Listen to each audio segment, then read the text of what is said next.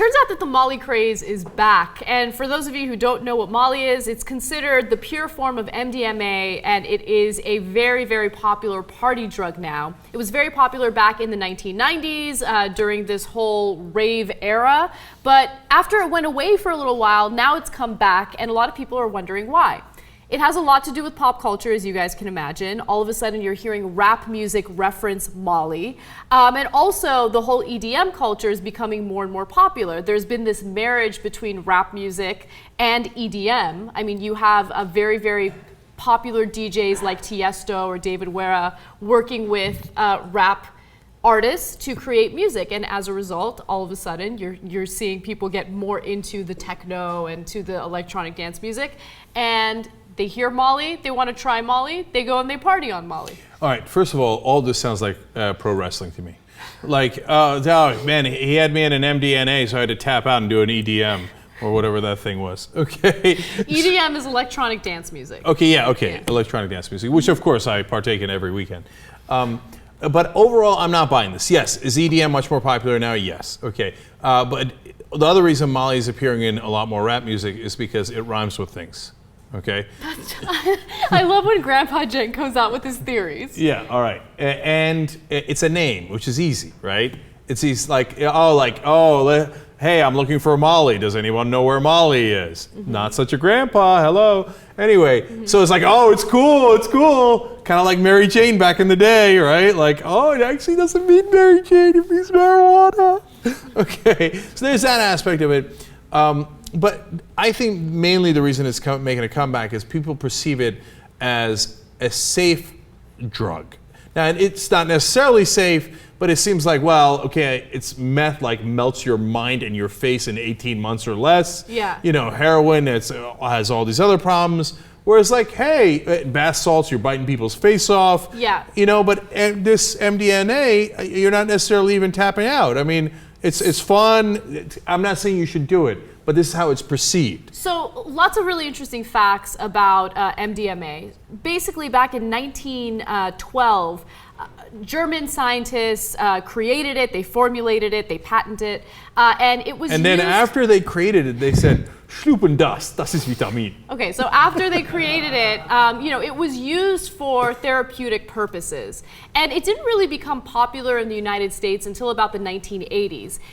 People were using ecstasy, and of course that's another street name for it. People were using ecstasy to go partying and to have certain sexual experiences because it does heighten the senses. Mm-hmm. So people do feel a little more touchy-feely when they're on it. But in 1985, the government got very, very tough on ecstasy, and they started going after anyone who was caught trafficking, anyone who was caught in possession of it, and it got a very bad rap because since there was such high demand for it, a lot of drug dealers or people in the black market would cut it with dangerous substances, including speed, rat poison, fertilizer.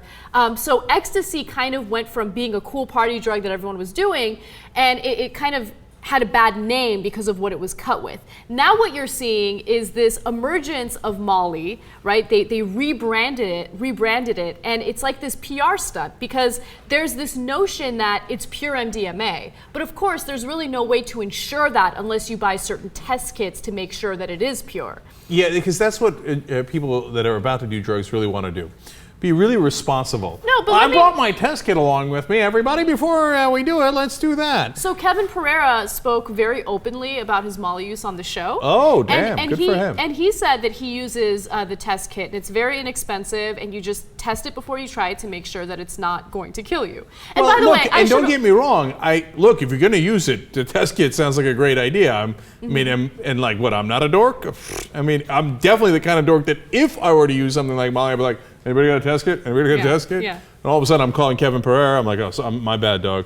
You got that kit around? And I should note that Cenk is definitely right when it comes to the seriousness of the drug versus other drugs. So, ecstasy is the feel-good drug. You take it, you party for a few hours, as long as you are a responsible user. And what I mean is you stay hydrated, you don't overdose. Some people will take multiple pills in one night, which is terrible. Obviously, and I'm not trying to encourage people to do it, but if you do like one pill and you stay hydrated, you're gonna be fine, So my guess is that the biggest downside with all this and why I'd be concerned about doing it is that if you get a rush of the serotonin or whatever it is, and you get that euphoric feeling, there's always going to be a price for it. So yeah, you could crash. I'm not worried about the crash so much after you're done with it. But I'm worried that it deteriorates those cells in your mind. And that if you keep doing it over and over again, that you could do some permanent damage and then go get into a funk. I had a friend who did a lot of X back in the day. Really? And I felt that he got into a bigger and bigger depression and then felt that he needed to do it almost every night. So you are messing with the chemicals in your brain. There's no question about that. The brain does release a huge amount of the feel-good chemicals when you're on ecstasy. And as a result, in the following weeks, you will feel down. You won't feel as good as you typically do. So the jury is still out on the long-term damage that it can do to your body, which is why it's really important to allow researchers and scientists to keep studying this.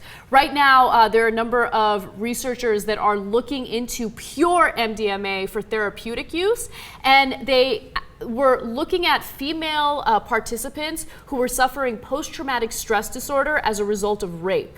And it was incredible because under the low doses of MDMA that they gave to these women, about 89% of them said that they felt much better.